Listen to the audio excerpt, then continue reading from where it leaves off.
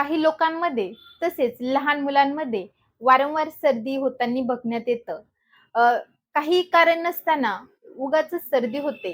तर त्या सर्दीला ॲलर्जिक सर्दी समजून त्याकडे दुर्लक्ष केलं जातं. परंतु जर अशा लोकं मलवेगाचं धारण करत असतील, तर अशा लोकांमध्ये सर्दीचे लक्षण बघितले जाते. तर मलवेगाचे धारण करण्यामुळे अजून कोणती लक्षणं दिसतात आणि आपण त्याच्यावर काय उपाय करू शकतो, घरगुती काय उपाय करू शकतो, या सर्वांची माहिती मी आजच्या व्हिडिओमध्ये सांगणार आहे. तेव्हा व्हिडिओ शेवटपर्यंत नक्की पहा.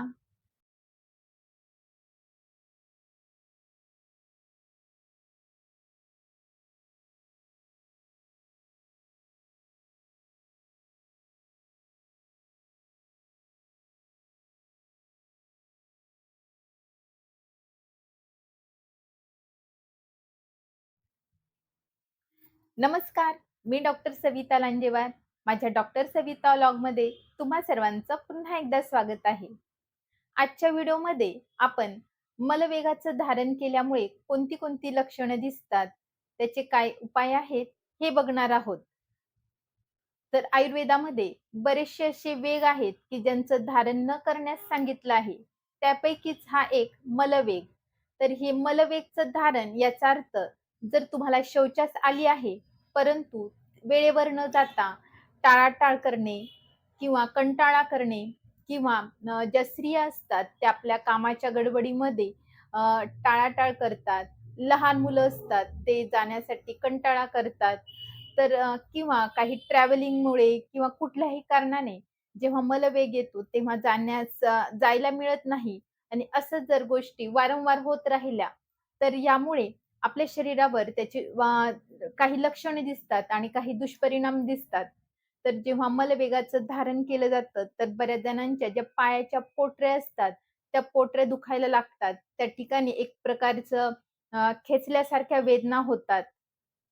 पायाच्या पोटऱ्यांमध्ये गोळे आल्यासारखे होतात. काही लोकांमध्ये, काही मुलांमध्ये वारंवार सर्दी होण्याची लक्षणं दिसतात. तर अशा लोकांची जेव्हा आपण हिस्ट्री घेतो, तेव्हा मलवेगाचं धारण या लोकांमध्ये बघण्यात येतं. त्याच्यानंतर काही जणांना कपाळाच्या ठिकाणी सारख्या वेदना होत असतात. रोज पॅरासिटामॉलची गोळी खावी लागते.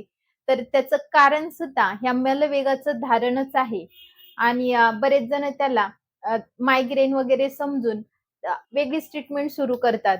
परंतु त्याचा जो हेतू आहे, कारण काय आहे, हे माहीत झालं, की आपल्याला जी लक्षणे दिसतात ती लवकर कमी होण्यास मदत होते. तर या मलवेगाचं धारण करण्यामुळे बऱ्याच जणांना गुदप ठिकाणी वेदना होतात. तसेच छातीमध्ये जड वाटतं, छाती खेचल्यासारखी वाटते. छातीमध्ये बांधून ठेवल्यासारखं होतं. तर अशा वेळेस बऱ्याच जणांना आपल्याला हार्टचा तर प्रॉब्लेम नाही ना, अशा सुद्धा शंका येतात. तर पण जर हा मलवेग जर कंटिन्यू धारण करत राहिले, तर तो खरंच एक दिवस हार्टशी रिलेटेड प्रॉब्लेम सुद्धा क्रिएट करू शकतो.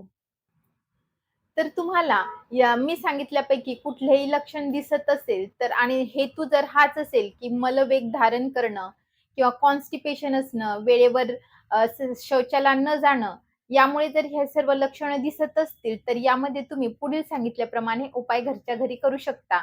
तर सर्वात प्रथम आपल्या पूर्ण पोटाला तेलाने मालिश करून घ्यावी.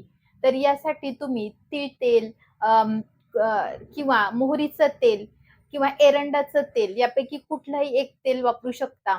नंतर त्या ठिकाणी गरम पाण्याच्या पिशवीने छानपैकी शेक द्यावा. जेणेकरून तिथला जो वाढलेला वातदोष आहे, तो कमी होण्यास मदत होते. त्यानंतर तुमच्या खाण्यापिण्यामध्ये, आहारामध्ये मधुर म्हणजे गोड पदार्थ, आंबट पदार्थ, खारट पदार्थ, स्निग्ध पदार्थ आणि गुरू पदार्थ या पदार्थांचा समावेश करावा. हे जे पदार्थ आहेत ते वातदोष कमी करण्यासाठी चांगले मानले जातात. तर यामध्ये स्निग्ध तळलेले पदार्थ आहेत. याचा अर्थ वेफर्स, भजी वगैरे खाणं नाही. कारण की वेफर्स, भजे ह्या ज्या गोष्टी आहेत त्या वात वाढवणाऱ्या आहेत. तर तुम्ही यासाठी तेलाचा, तुपाचा वापर करू शकता. गाईचं तूप स्निग्ध आहे आणि वात कमी करणारं आहे. रोज रात्री 1 कप दुधामध्ये 1 चमचा तूप टाकून घेतल्यामुळे वातदोष कमी होण्यास मदत होते आणि शौच साफ होण्यास देखील मदत होते. बऱ्याच जणांना अ, मलवेग धारण केल्यामुळे मलाच्या मग गाठी तयार होतात आणि मग ह्या गाठी बाहेर येणं सुद्धा मुश्किल होतं.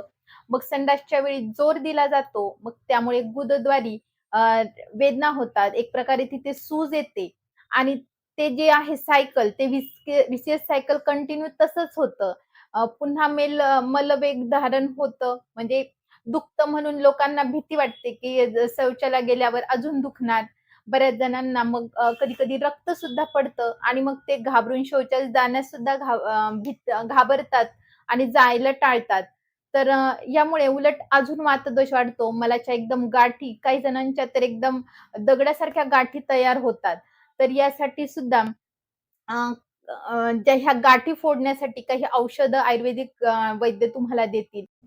यावर अ, एरंड तेल, गंधर्व हरितकी, हरितकी चूर्ण, त्रिफळा चूर्ण, अविपत्तिकर चूर्ण, निशोत्तर चूर्ण किंवा कुटकी किंवा जयपाळपासून बनवलेल्या औषधी असे बऱ्याचशा औषधींचा वापर केला जातो. वातहर काढ्यांचा म्हणजे वातशामक ज्या औषधी असतात त्यांनी सिद्ध केलेले काढे किंवा वातहर औषधींनी सिद्ध केलेले तेल यांचा बस्ती द्यावा लागतो.